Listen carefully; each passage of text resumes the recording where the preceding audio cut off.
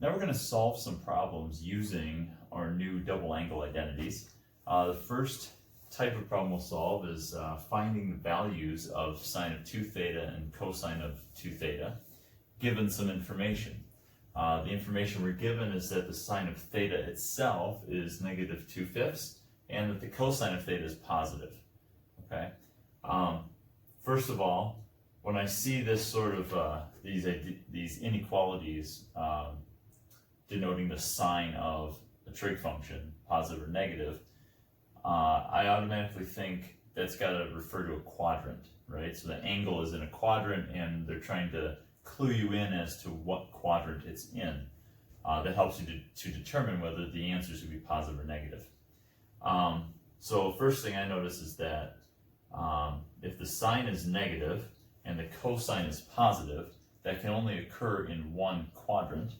And if you remember your ASTC diagram, the cosine is positive in the first and fourth quadrants.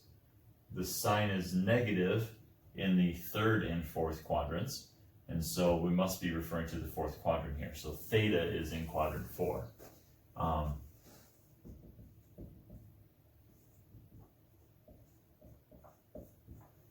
Okay, just as a side note, we may need that. We may not. So in addition then, to find the sine of 2 theta,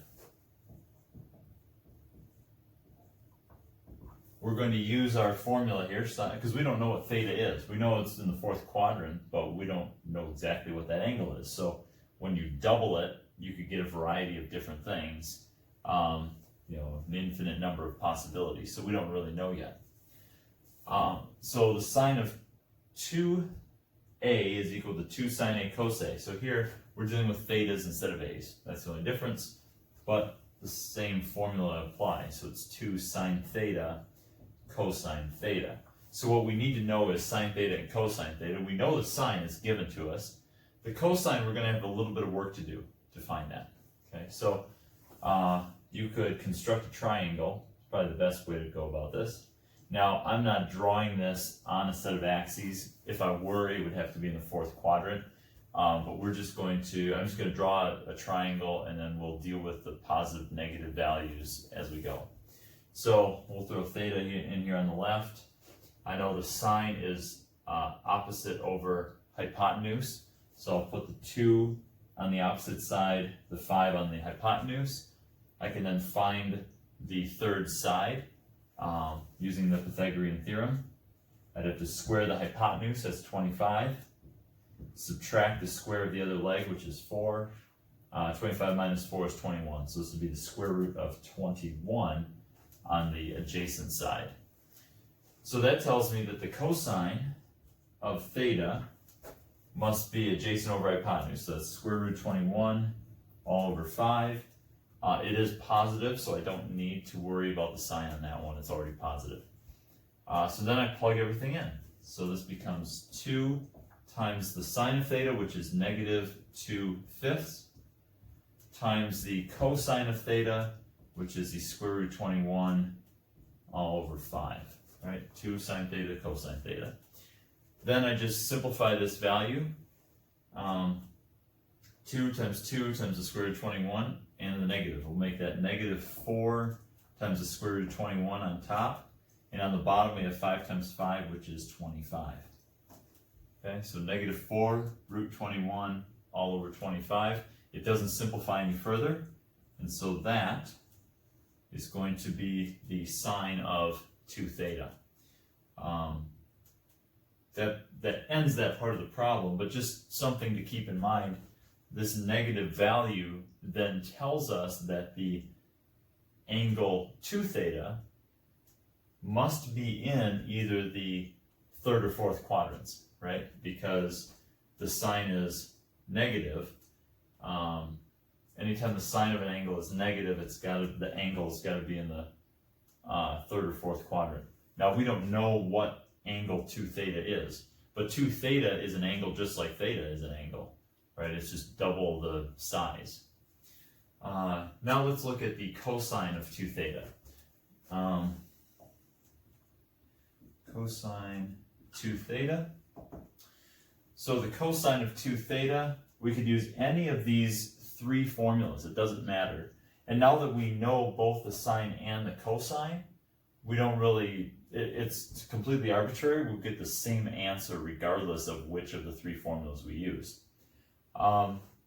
Just because the sine of theta was given to us in the original problem, and it doesn't include any roots, I'm just going to try the formula that uses only the sine, which in this case is going to be this third one. Okay, so I'm going to stick with that one only, again, because the sine was originally given and it doesn't have any roots, so I think that's just going to make the arithmetic a bit easier. But again, I could use either of the other two and I will get the same answer in the end, either way.